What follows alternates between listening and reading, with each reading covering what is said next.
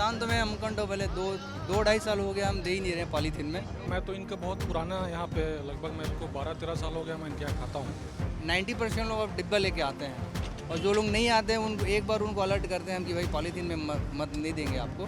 तो मैं ये डब्बा लेकर के आया हूँ, मैं इसको मैंने आज पार्सल में लेके जा रहा हूँ इसमें।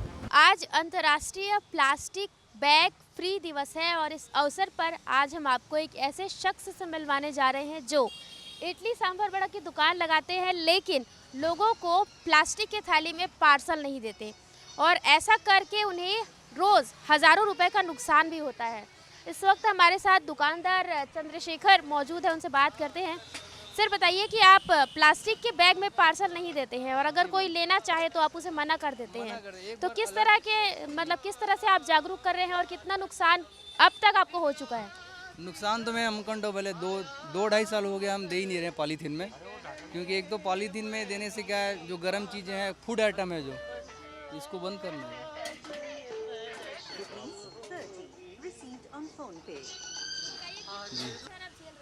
नुकसान तो होता है पर डे 700-800 का नुकसान हो ही जाता है मिनिमम। संडे के दिन ज़्यादा होता है और उस दिन क्या है अब, लेकिन ऐसा है कि हमको दीनदयाल और आसपास के कस्टमरों से बहुत अच्छा सपोर्ट मिल रहा है।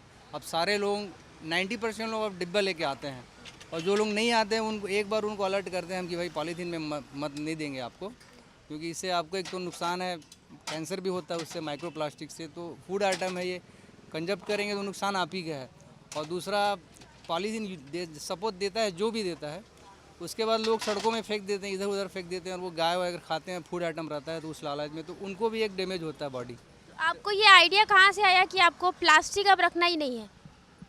वो या कहा आ गया, पेपर वेपर में पढ़ते रहते हैं प्लास्टिक का क्या डिसएडवांटेज है, उससे क्या नुकसान होता है, धरती को नुकसान हो रहा है, कोई खा रहा है उसको नुकसान हो रहा है। इस वजह से मैंने निर्णय लिया कि भले मेरे को नुकसान हो जाए, अपना पर्सनल नुकसान झेल लेंगे अपन, लेकिन पृथ्वी का नुकसान नहीं होना चाहिए। जिस पृथ्वी से हमको कई प्रकार के जो फूड आइटम मिलते हैं, कम से कम वो अच्छा रहे, बचा रहे। ये एक मेरे दिमाग में आया, मैं बोला आपसे मैं दूंगा नहीं।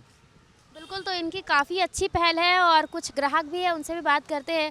भैया आप इनके पास जैसे कुछ लेने आते हैं, कुछ पार्सल कराने आते हैं तो टिफ़िन लेकर के आते हैं? मैं तो इनका बहुत पुराना यहाँ पे लगभग मेरे को 12-13 साल हो गया मैं इनके यहाँ खाता हूँ। पिछले लगभग 2.5 साल से इन्होंने चालू किया कि प्लास्टिक यूज़ नहीं करेंगे।